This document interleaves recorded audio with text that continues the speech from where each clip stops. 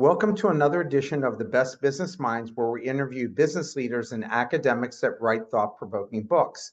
I'm Marc Kramer, serial entrepreneur who consults with family businesses and entrepreneurs, and currently I'm teaching entrepreneurship at Vinh University in Hanoi, Vietnam. Today's guest is Paul Sloane, author of Lateral Thinking for Every Day. Paul, welcome. Hello, Mark. Well, Paul, it's great to see you. And so let's start off with you giving us your professional background before we dive into the book. Okay, I studied engineering at Cambridge University. I worked for IBM as an engineer, and then I moved into sales. I was top of sales school. I became a marketing manager. I left IBM, became a marketing director of Ashton Tate, database company. I became managing director. I left there, I became Vice President International for MathSoft, a mathematical software company, and then CEO of a startup company. So I had a lot of experience in general management and software. And then for the past 20 years, I've been running my own business, helping organizations to improve innovation and lateral thinking. And I've written a number of books on those subjects, and I give talks on these topics all around the world. Well, we're thrilled to have you today. So define for us, what is lateral thinking? Lateral thinking means coming at the problem from the side rather than head on. So we tend to look at problems in very conventional ways, the way we've always tackled them, and we come at them straight on. And what lateral means is from the side. It's a phrase coined by Edward de Bono in the 1960s. And it means just thinking about things differently. And, you know, to give an example, Travis Kalanick, a young man, was in Paris for a conference in 2009. He couldn't get a taxi. And most people would say, well, the solution is you should take the metro, or you should catch a bus, or you should walk, or you should wait for a taxi. And he said, no, is there a different way to tackle this problem? What about the capacity of all the drivers in Paris who'd be quite happy to give me a lift for a small fee? And he created Uber. And Uber is a very lateral idea. It's a taxi company that doesn't own a single taxi, doesn't employ taxi drivers. It puts together people who want a lift with people who are prepared to give one for a fee. It's an app that's worth $60 billion. Yeah, all of us in the United States are very familiar with Uber and Lyft, for sure. So given your comprehensive explanation of lateral thinking, could you elaborate on how organizations can systematically implement lateral thinking techniques to foster a culture of continuous innovation? Yes, it's not easy because most well-established companies are conservative, set in their ways, and risk averse, and they have procedures for doing things. And lateral thinking means breaking procedures. It means breaking the rules. It means doing things in different ways. And very often inside any large organization, there are lots of really creative people with good ideas who are frustrated. They're not being listened to. They've not got the opportunity to try things.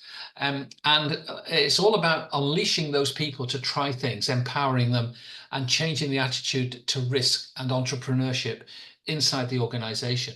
And that's a cultural change as well as a procedural change. You can put in place procedures and processes, but you have to change the culture, which is a difficult thing to do.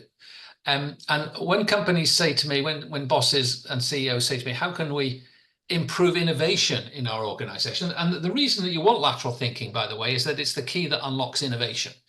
And I never meet a CEO who says we don't need more innovation in our organization. Everyone wants more innovation, but typically they're not getting it. And what I say is the first thing you should do is conduct an audit. Find out what's preventing innovation in your organization today before you implement lots of new idea management schemes and all sorts of other initiatives.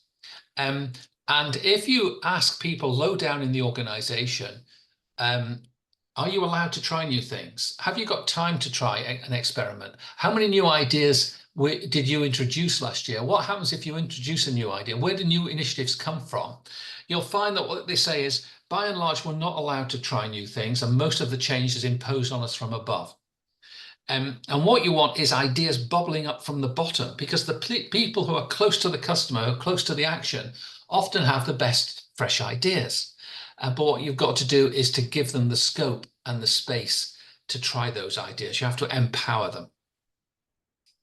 So considering the powerful force of group conformity and the challenges faced by lateral thinkers, How can individuals and organizations cultivate an environment that encourages open-mindedness and resist the pressure to conform to dominant group norms?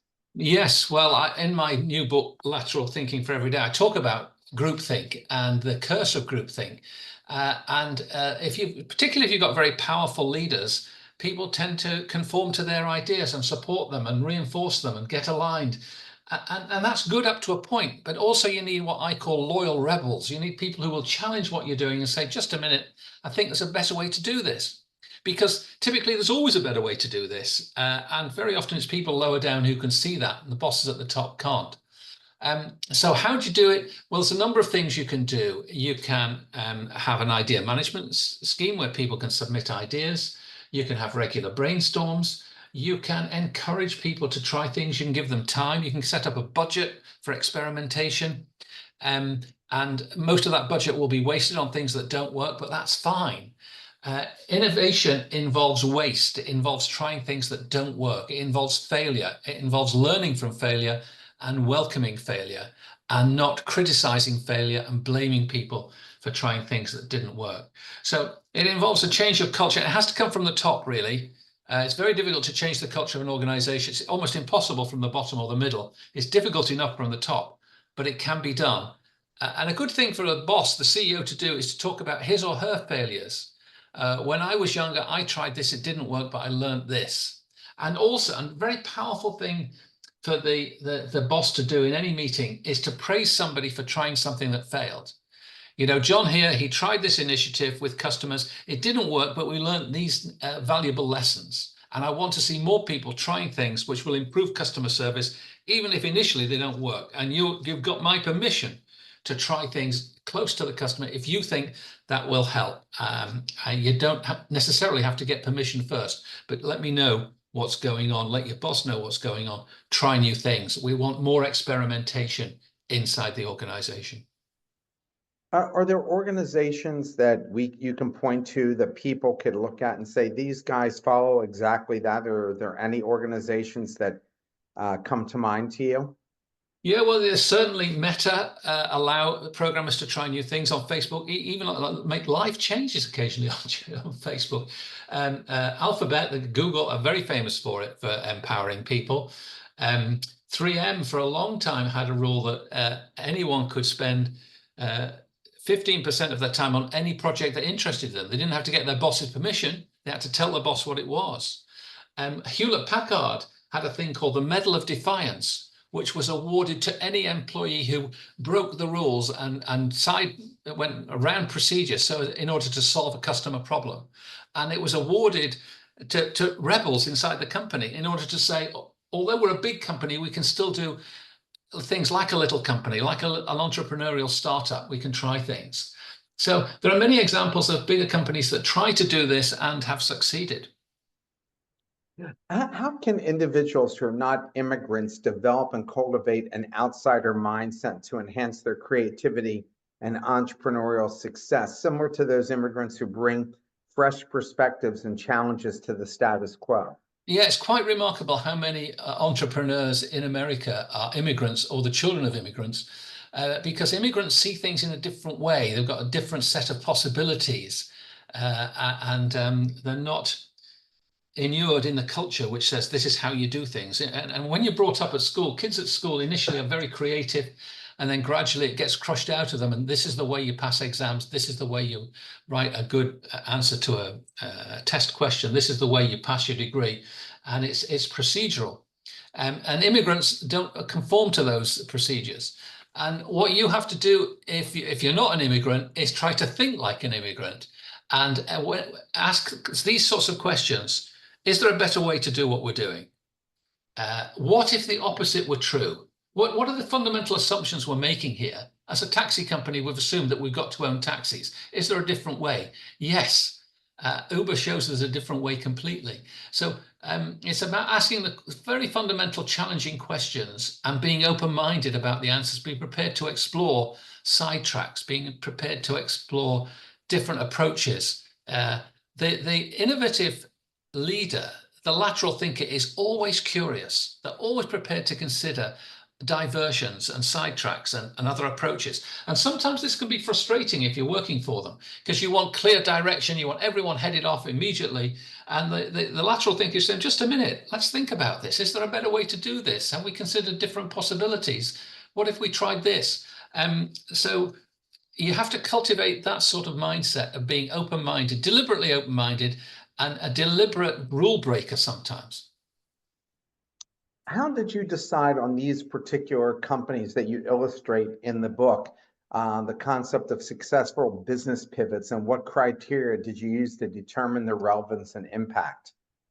Well, the book, I wouldn't say it's scientific in the sense that these are the most lateral examples. They're just examples that I think illustrated a point very, very clearly about what they did and how they did it. And in the book, I range from art to warfare to music to business. And I give examples from all different walks of life, how people deliberately chose a different approach and it was successful. And an example that isn't in the book, but I read about recently, I'm probably going to write a blog about it. I write a lot of blogs, and the book was the result of many of my blogs. But I read about a chap called Bill Wilson, and he was a recovering alcoholic in the 1930s, during the Great Depression in America. And at that time, alcoholism was very, very serious business. A lot of people were alcoholics, and they were treated as downcast, as retrograde people who had bad habits and needed to be lectured and told what was wrong. And he created a self-help organization, which he called Alcoholics Anonymous. And he said, you don't have to say your name. It's just about community. It's not about criticism. It's not about medicine. It's not about discipline. It's about community and mutual support. And it went on to be one of the most powerful organizations in the world. And it shaped the lives of millions of people and helped millions of people kick the habit of alcoholism based on a completely different approach from what was conventional at the time. So we see time and time again that fresh ideas change the world. What do you believe are the key factors that cause highly trained professionals to resist new ideas, even in the face of strong evidence? And how can we encourage a more open-minded approach in scientific and medical communities and companies? Yeah, what I say often to audiences, I speak to large audiences and I say, what's impeding innovation in your organization today? And they come up with all sorts of ideas. And I say very often, it might be you. If you're a middle manager and you're smart and decisive, then the easiest thing to do is and focused. When Jane comes into you with a crazy idea, the easiest thing to say is, well, no, it won't work, Jane. We've tried that before. Keep focused on the job. She wants a distraction. She wants some money to try something. You want her to focus on the job and get it done. And very often it's supervisors in the middle who crush creativity because they're totally focused on their objectives, and their objectives don't include creativity. Their objectives are get this quarter's results, make these shipments, make these sales, do whatever. And an experiment that's going to pay off maybe in 12 or 18 months, they're not interested in.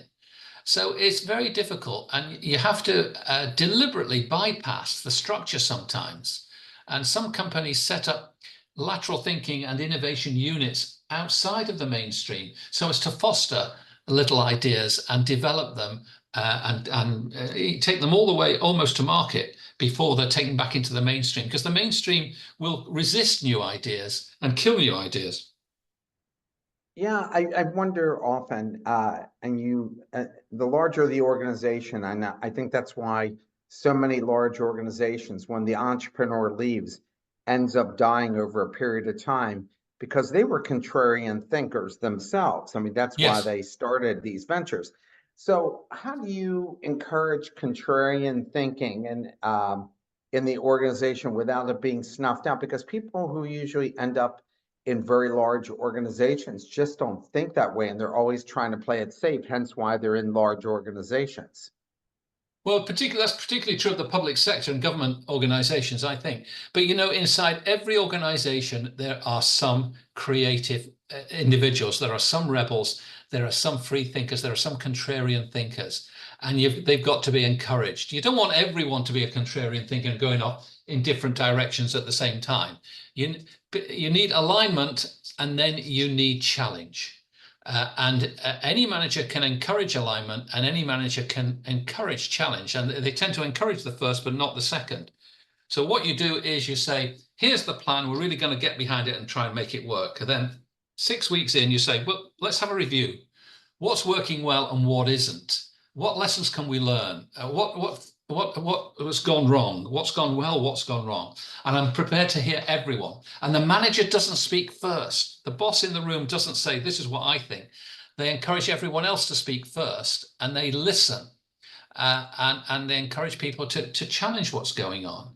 And you can have brainstorms where you say, what if the opposite is true? You have to start with a bizarre idea in order to make progress. And I've got methods that I use, lateral thinking methods, in my workshops that deliberately displace people out of their comfort zones and get them thinking in different and new ways. How can Abraham Wald's approach to survivorship bias be applied to modern business and technology sectors to improve decision-making and problem solving? And first, you got to explain who Abraham Wald is.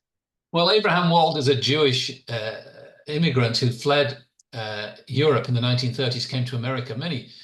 Many Jewish immigrants to America became great influencers and scientists and entrepreneurs. And he worked in the American military, and he was assessing bomber planes who would return from missions. And he assessed the damage on the bomber planes, and the damage was spread over the fuselage of the plane, but not in a very even fashion. And the plane had been hit more in certain places, the ones that had returned, than in other places. And his great insight was this. He said, if we're going to strengthen these planes, make them strong, you don't want to put too much weight on them, but you want to protect them in the areas where they're most vulnerable. He said we should reinforce the parts that have not been hit, because the planes that we're seeing are the survivors. And if the damage to the planes is random, it's generally all over the planes, the ones that haven't returned are the ones that were hit in the most dangerous areas. And the ones that have been hit and returned have been hit in areas which are safe to be hit. So we can let them be hit there. So he analysed the planes which had returned and said the planes that had returned, because they were survivors, they were not a fair sample of the whole group. We should reinforce the parts that had not been hit on those planes. And by doing that, he protected them and saved more planes and saved more lives. And it's important to remember when we look at things that we're looking at very often the survivors. And certainly from COVID, you know, there's lessons from we can learn from the survivors, and there's lessons we can learn from those who died. How can individuals and organizations cultivate a mindset that embraces unexpected occurrences as opportunities for innovation rather than treating them as distractions or irritations? Yes, a good question. And I talk about it in my book that the lateral thinker is always receptive to chance events, to accidents. And in fact, you can encourage the random. You can generate the random. And in my workshops on lateral thinking, I sometimes use an exercise called random word, where you have a challenge and then you take a word at random from the dictionary. You open it on any page, and the first noun that you come to, you say, we're going to take this noun, we're going to get some associations from the noun, and then we're going to force a link between this word and the objective. And the objective is to recruit the best engineers, and the word you get is, I don't know, pack. And you might say a pack animal, a packed lunch, a pack of cards. What ideas does this give us to help recruit engineers? And it works. Not every word works, but if your word doesn't work, you simply go on to another word, and you'll never run out of words in the dictionary, trust me. So, and the reason it works is that the brain is forced to come at the problem from a different place. Instead of coming at it straight on the conventional ways to recruit engineers, which is what everyone would start with, you're starting from a packed lunch. You're starting from a pack animal. You're starting from a pack of cards. You're starting from a pack of wolves. And you're thinking of all these, what can I do with this that would in some way attract engineers to the company? And amazingly, you'll come up with really creative ideas. So you can deliberately introduce the random. And what I say to people is introduce more random into your life. take a different route to work, read a different newspaper, watch a different TV show, go to different websites from the ones you normally go to every day for your news and your input. If you normally watch CNN or Fox, watch Al Jazeera. It'll give you a different view of the world. So deliberately introduce something different and even random. I think I agree with that, Tilly. This year I've traveled to, in the past 15 months, I've traveled to 9 countries, and nothing is more eye-opening than traveling to different cultures. Absolutely. And I also use, like, when I'm doing strategic planning, I never let anybody sit in the same seat. Like, every day I make them change their Good. seat so they view things differently. So I agree totally with that. What are some of the common challenges or obstacles that teams might encounter when implementing, and you have to explain what this is, 6 thinking hats method, and how can they be effectively addressed? I didn't even know what that was until I read your book. Well, 6 thinking hats is a very powerful parallel thinking technique generated by Edward de Bono in his book called 6 Thinking Hats, written in 1967, I think. The normal thinking that we use in America and in most of Europe is based on a Greek approach to thinking. The Greeks taught us to think, and their thinking is in the form of a dialectic, an argument. And one person has a thesis, another person has an antithesis, the opposite, and they compete and they argue and they debate. And a debate in America is a very good example of what I would call adversarial thinking. And in adversarial thinking, you come up with an idea and I try to disprove it, and we battle. And it's what de Bono calls I am right, you are wrong thinking. And it doesn't encourage support. It doesn't encourage development. It doesn't encourage collaboration. It's hard to imagine Kamala Harris and Donald Trump agreeing on anything in their debate. And yet there are some things that both of them would acknowledge are better for the USA, but you won't see that.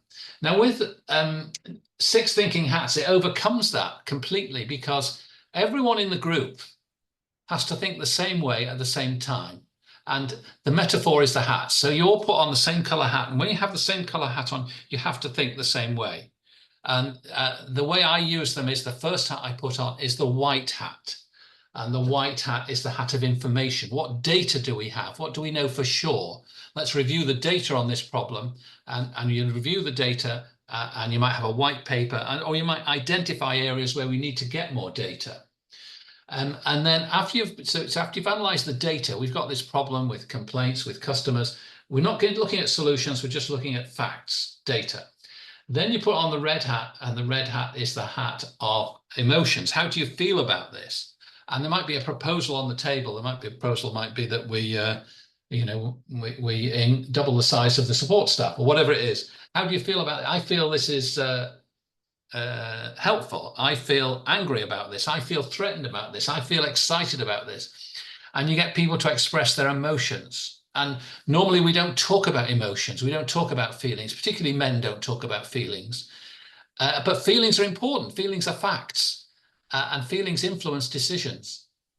And then the next thing you do is everyone puts on the yellow hat, which is the hat of sunshine and optimism. And you have to say what's good about this idea. And you've got this proposal. You have to say, well, it would solve the customer complaints. It would give us a very fast response. It would improve our customer image, whatever. And you go around, and even if you think it's a terrible idea, if you're wearing the yellow hat, you have to say what's good about it. You have to come up with a benefit. And then you prioritize the top benefits. And then everyone puts on the black hat. And even if it's your idea and you think it's a great idea, you have to find fault with it. You have to criticize it. You have to look at the risks, the downsides. Well, it would increase our costs very significantly. It would make this department very big. We'd have to have a bigger location for it. And you look at all of the costs that are involved with this, and then you prioritize them. So the next hat you're going to put on is the green hat, which is the hat of growth and development. But before we do that, let's just review what's happened.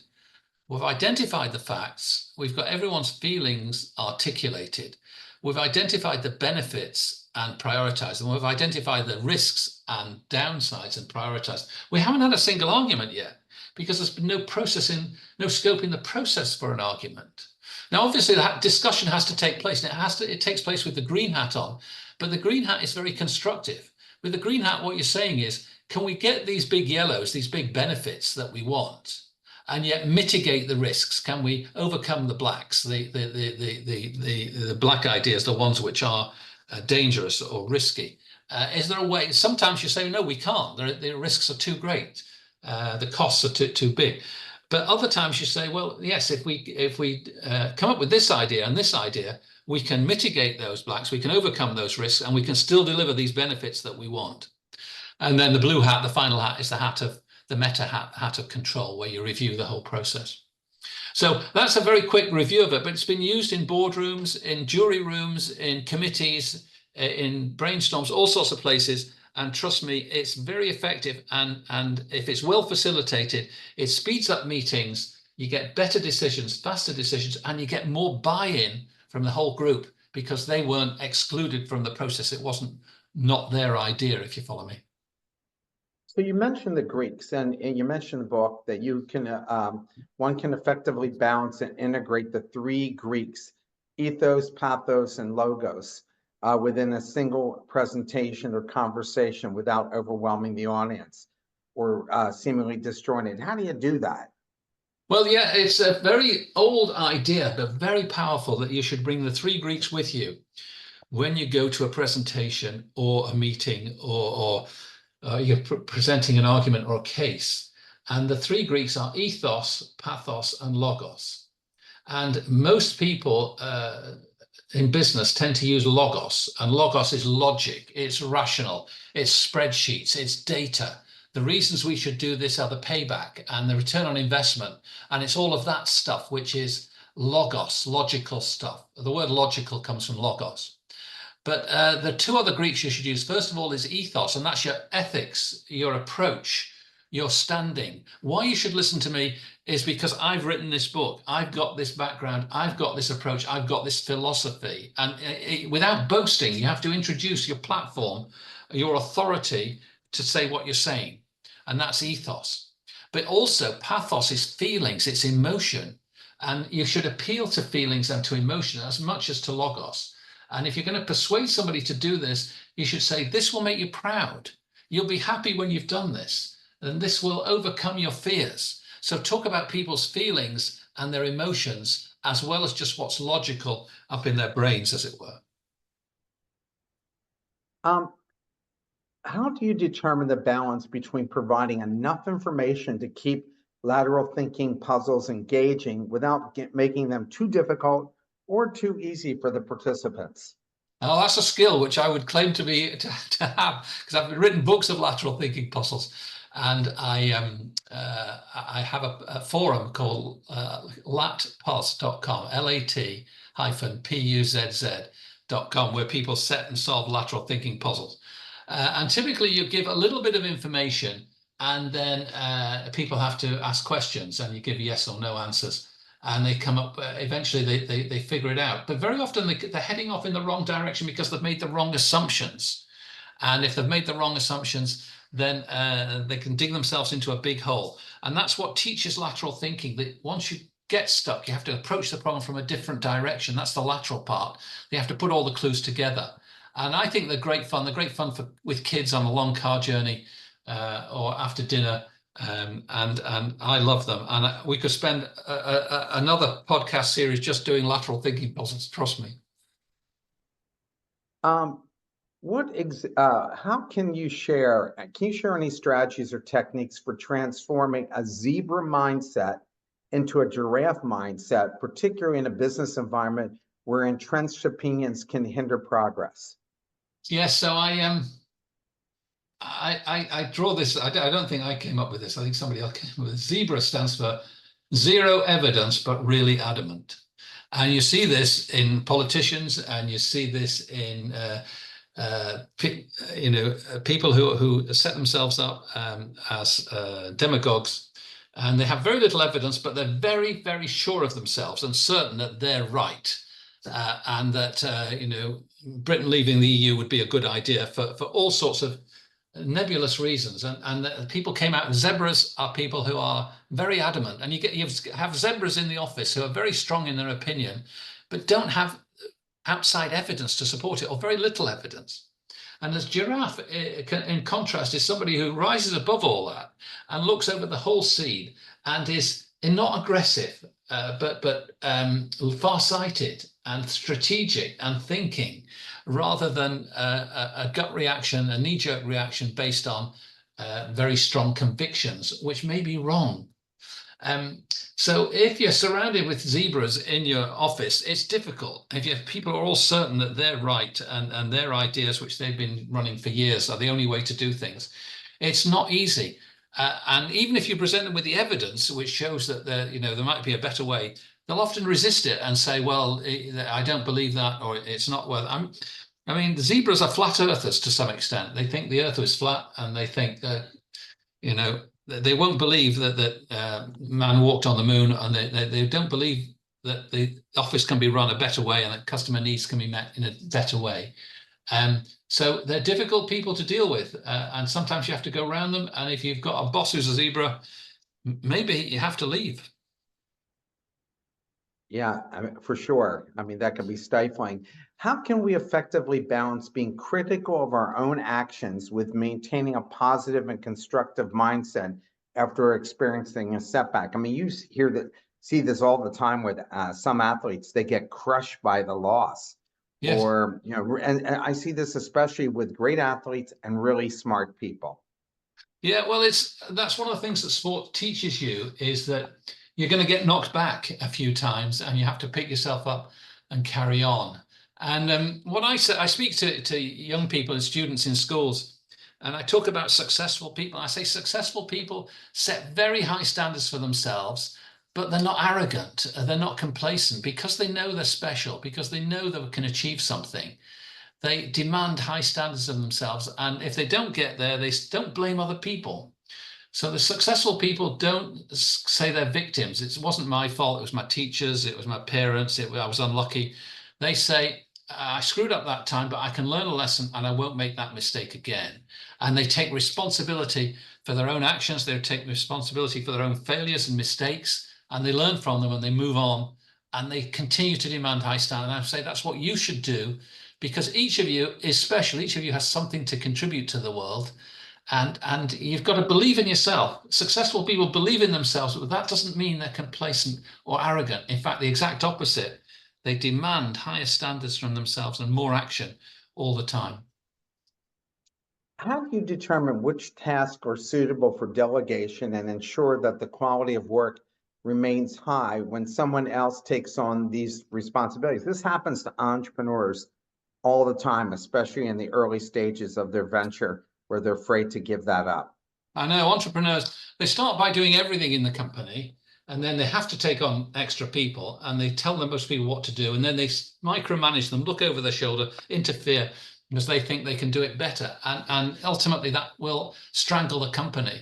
And the best advice for leaders I ever received, and one which I will share with you now, even though this is worth $1 million on its own, these 7 words, worth $1 million, I'm telling you. And it's this for leaders: only do what only you can do. So there are certain things that only you can do because of your position and authority in the business, and you should focus on those. And typically that's things like hiring the right people. It's like setting strategy. It's like praising people. It's even like firing people. But there are certain things that only you can do. There's lots of other stuff that you could do or someone else could do, and that stuff you should delegate ruthlessly. And when you delegate, you don't forget. You don't delegate and forget. You delegate and supervise. You say, Jane, I want you to run this project. I want you to look after it, but keep me updated on progress every Thursday afternoon. Just let me know what's happening. And if you have any problems, if you want resources, come to me, keep me in the picture, but it's up to you how you do this. And you delegate as much as possible to free yourself up to the stuff which is strategic, the leadership stuff, which you should be focused on. What lessons can entrepreneurs learn from Larry Page and Sergey Brin's journey, particularly regarding recognizing and capitalizing on unexpected opportunities? Yeah, it's a great story, and it's in the book. Larry Page and Sergey Brin were both students at Stanford, both turned down by MIT, by the way. They both applied No to MIT, kidding. were turned down, and ended up at Stanford on a post, and they were roommates. And one of them, I think it was Larry Page, had a project, a PhD project, to rank pages on the web in terms of their importance. And at that time, the internet was, 10 million sites or something, hundreds of thousands of sites and 10 million pages. It wasn't huge like it is today. But for every page, you could see what links went out from the page, but you couldn't see what links came into the page. And his parents, who are both doctors, said the way you rank a medical document, a paper, is how many other papers refer to it. And they recognized that at any page on the internet, its value was how many other pages pointed to it. But there was no easy way of finding that. So Larry Page went to his boss at Stanford, his supervisor, academic supervisor, and said, could I download the entire internet onto the server here at Stanford and analyze all the links on every page? And his boss, to his tutor, to his eternal credit, said yes. And he did it, and it crashed the server several times. But they downloaded, and his roommate, Sergey Brin, became very interested in this. Anyway, they analyzed this, and they found they could rank pages based on how many incoming links there were. And this was what they initially wanted to do. But they then realized they'd stumbled on a very clever way to search the internet.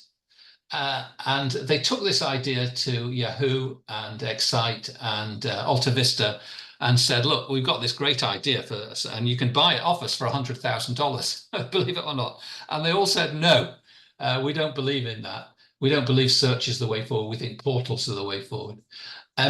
So they founded their own company, which they called Google, and the rest is history. But they stumbled on it. The search engine was a byproduct, really, of the efforts to rank pages in terms of importance. And it was also a lateral approach, that they looked for the incoming links rather than the outgoing links.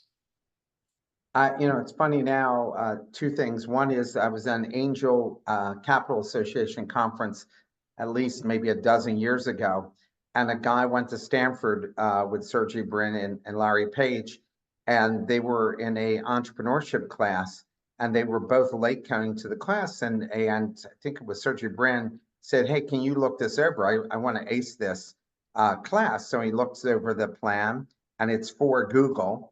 And he said, are you looking for any money as investors? He said, because I'm moving back. I think this guy was from Argentina. And he said, yeah, we're looking to raise $50,000. And he said, well, I'm sold my car. I get 15,000. How about 15,000? He said, yeah, we'll take it. So he took 15,000. He said, at one point I earned 10% at Google. No. And he said, what was crazy was he had no idea that this thing would take off, but he thought it was a cool idea. And he said, I never had to work after that. Yeah, it was a great idea.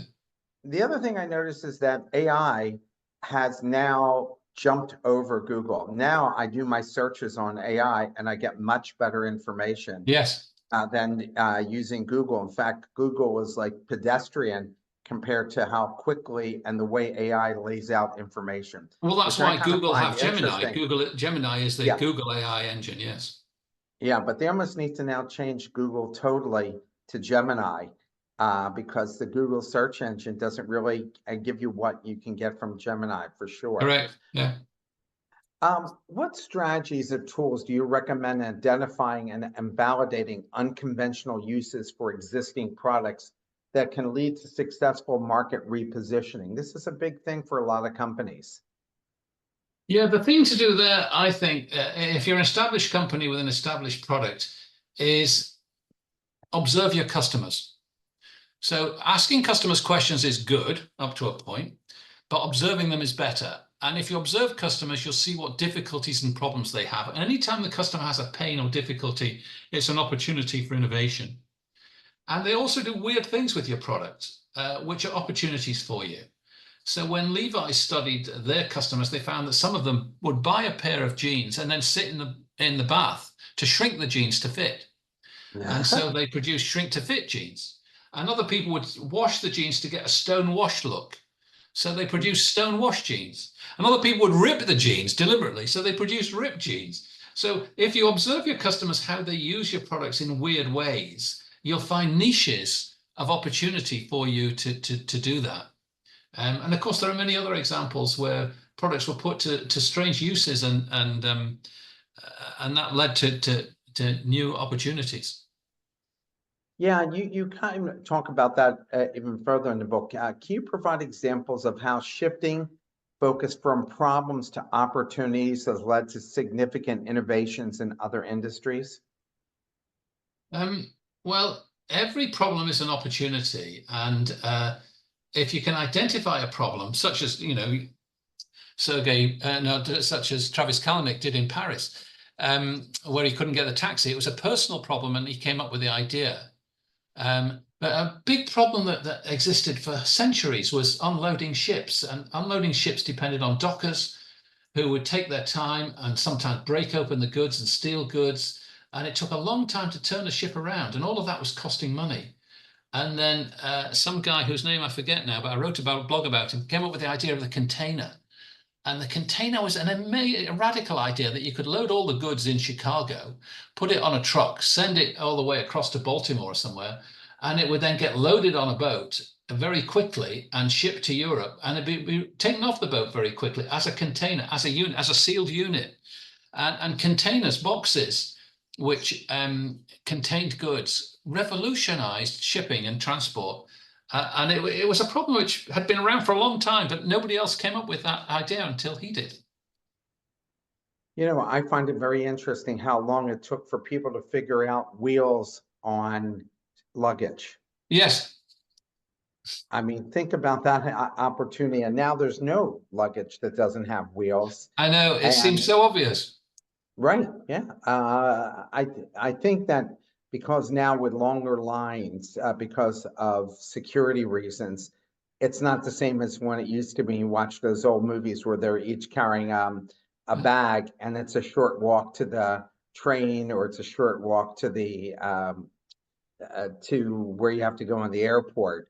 Now everything is much longer and complicated, so it makes more sense to people.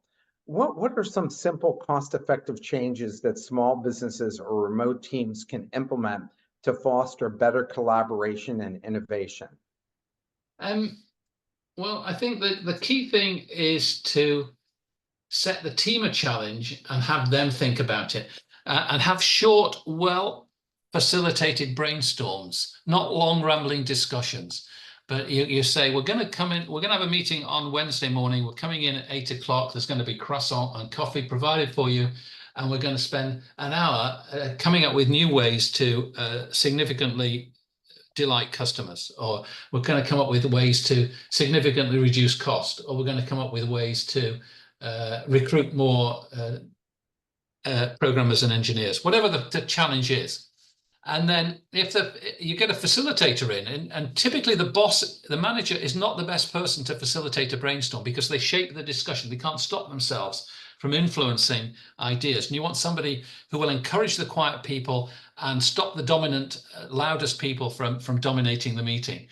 And there's all sorts of techniques you can use. And if I come in and I'm facilitating it, I'll use techniques which, first of all, break the ice and then get people displaced out of their comfort zone and thinking and contributing lots of ideas. And you need lots and lots of ideas, maybe 100 ideas, then you whittle them down and you end up with 2 or 3 that you're going to implement. And that's how you get innovation, and that's how you get change.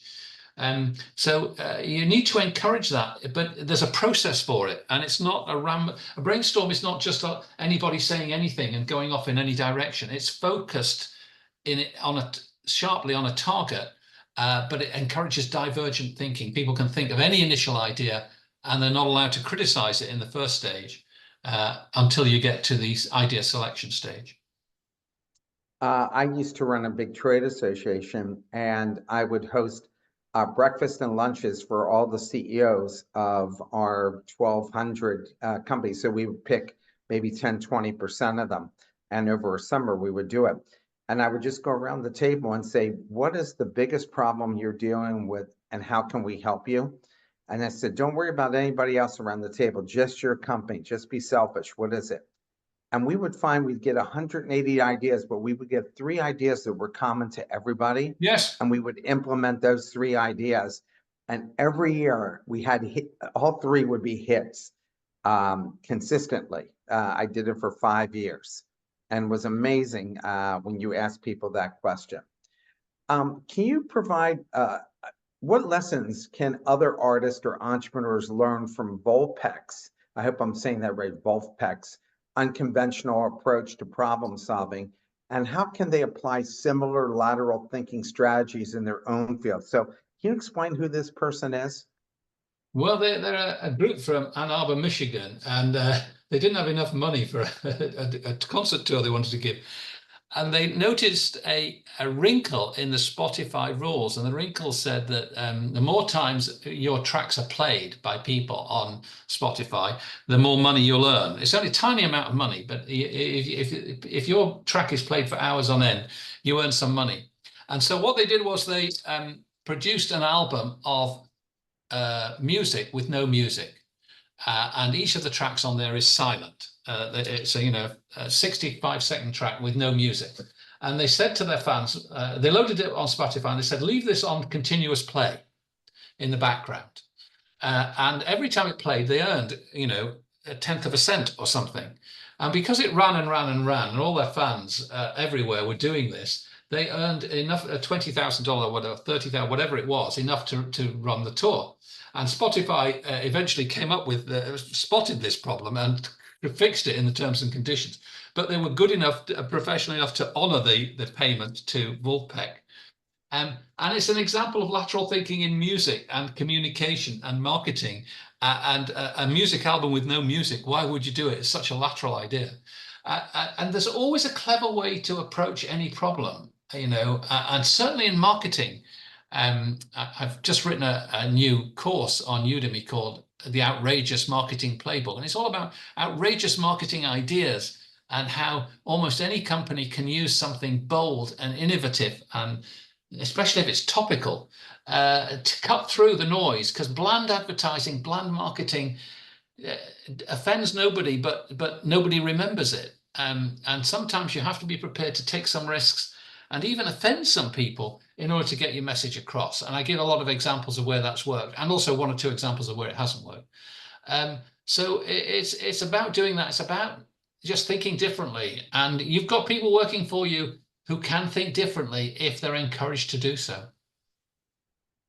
What strategies can individuals or organizations adopt to develop a mindset that consistently identifies and implements such creative or lateral solutions to everyday problems? Yeah, well, it's about changing the culture to one can-do culture, an entrepreneurial culture, a let's try culture instead of we know best culture.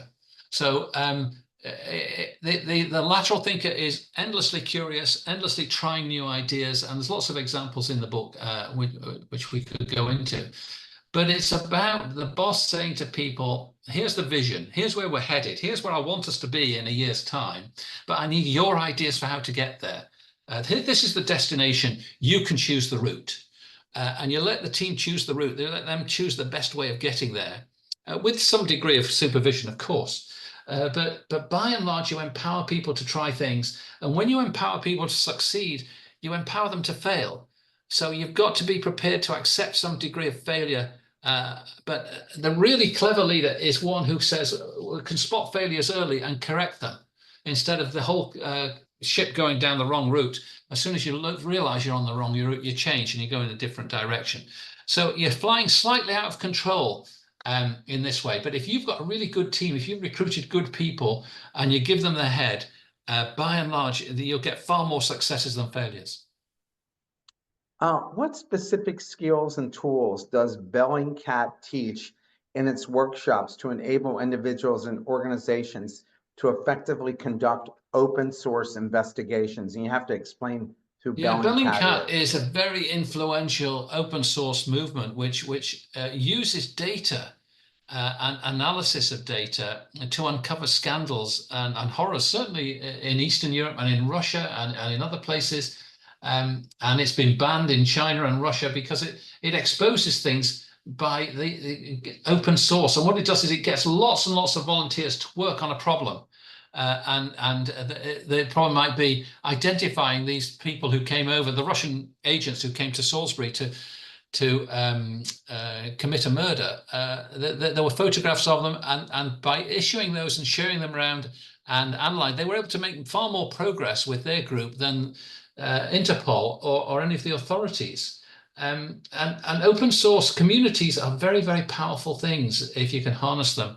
And we've seen that. And the open source movement, Unix, was basically an open source initiative, which was completely contrary to the conventional way, which was that everything was proprietary and closed. Microsoft and Apple have operating systems which are completely closed and no one can look inside them. But Unix is completely open source. Anyone can look inside. Yeah. How can leaders effectively balance the need for decisiveness, the necessity of remaining open to new evidence and changing their minds when they're appropriate? I mean, you talked a bit about this, and sometimes especially founders of companies think they're absolutely right of the direction. But how do they check themselves at the door to make sure that they keep an open mind about these new ideas? It's not easy, and maybe they're bound to fail. You know, if you read one of the great books I would recommend to anyone interested in innovation is Clayton Christensen's The Yes. Innovator's Dilemma. And in it, Yeah. he gives many examples of leading companies which failed because an insurgent came up around them. And if you look at Blockbuster, or you look at RIM, who did the BlackBerry, or you look at Polaroid, Kodak or Polaroid, I mean, maybe those companies just ran out of road with their business model. People think that it's terrible when a company fails, but that's the great strength of capitalism, is that companies fail. If a company isn't meeting the needs of a customer and somebody else has found a smarter, better way to do it, then they should succeed and the first company should go under. And that's a strength, even though people are laid off. And that's what happens time and time again. Very often it's the new companies, the entrepreneurial companies, that find smarter, better ways to do things. So, Encyclopedia Britannica was a very successful company, and it had a very successful model, paying editors to check documents, paying experts to write articles, paying salesmen to sell the encyclopedias around the world. And then they were wiped out by a completely different model. First of all, Encarta from Microsoft, which had search, and then Wikipedia, which is a remarkable model, an open source model of volunteers, going back to Bellingcat. You can't be sure anything on Wikipedia is accurate, but most of it is, and people rely on it. And it wiped out, and I'm not sure Encyclopedia Britannica could have adapted in any way to the threat of Wikipedia. There's no way it could have adapted its model. And there was no way that Kodak could have adapted to digital cameras in phones. So maybe their time was just up. So the idea that companies should always be able to adapt, if a company is set up with a certain business model and that's its strength, and that business model is rendered obsolete by a new business model, then maybe it's just had it. Yeah, I guess it's like relationships, like marriages. They run their course, maybe, and that's that, right? Yeah, but though I would hope that if you once loved somebody, you could find a way to stay with them. Yeah, I suppose so. I have two more questions for you. One is reflecting on the various methods and principles discussed in your book. Which lateral thinking technique do you personally find most transformative, and why? Oh, that's a tough question. There are various techniques. I think one of the most powerful is the question, what if the opposite were true? If you're working in Encyclopedia Britannica and you said, we have to employ editors, professionals, what if that wasn't true? We have to employ salespeople. What if that wasn't true? We have to have professionals writing the articles. What if that wasn't true? And it would challenge every idea in the business. So a lot of the assumptions that underlie your business may no longer be true. Things that were once true are no longer true, and things that were once false are now true. So because the world is changing so fast. So if you look at every aspect of your business and say, not just could it be different, but could it be the opposite? And that forces you to think from the opposite end of the spectrum and to come up with something different. So here's my last question for you. We're all using AI on a daily basis. I know I Yes. am, all day long. And I have to say, it's one of the greatest tools that's ever been invented. for me as an academic and as an Which tool do you entrepreneur. prefer, Mark? Well, I use one called MindPal.io, and you can find it. It was developed by two students at my university, Vin University, and they're just brilliant young people. And it's a fabulous tool, MindPal. And I also use Gemini as well. Yeah. And I have a list of all kinds of AI tools for different things, like using Gamma to put together presentations. I mean, because my presentations are ugly. And so I've gone with that. But I'm wondering, how is AI changing or enhancing, improving, or maybe even hurting lateral thinking? I think AI is going to change everything, and AI, people underestimate the impact it's going to have, and you can use it in almost every field. And I think it's going to be a great boon, and I think it's also going to be a threat, but not only to jobs, but this idea that a super intelligence is a threat to mankind, I think is an important idea and well worth considering. But in terms of creativity, you can ask the AI tools for ideas on any topic, and they'll come up with a bunch of ideas. And most of them will be routine things, but occasionally they come up with interesting things. You can ask it to come up with combinations.